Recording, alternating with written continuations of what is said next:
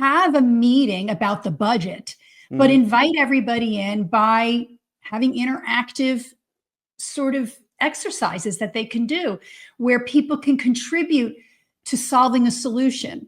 So everybody, let's say, sprints an idea. How do we solve this problem A? And you get the whole group that's in there to offer suggestions.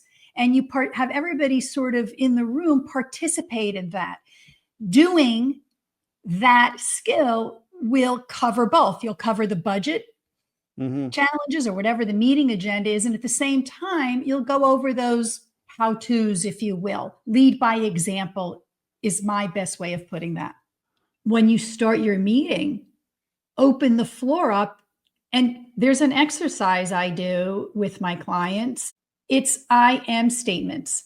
I am successful because I did this project. Having an exercise like that in the room about a coworker. My coworker is successful because at finishing the project on time because they took over and covered for Susie when they were not able to show up for the job. They had to leave for maternity leave.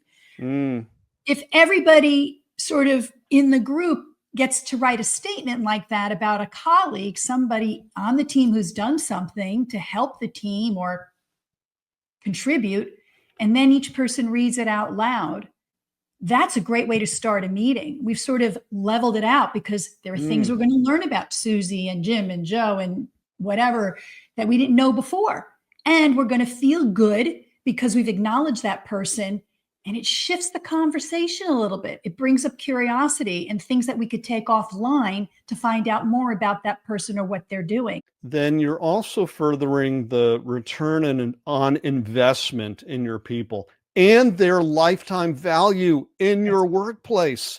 Wait, there's more.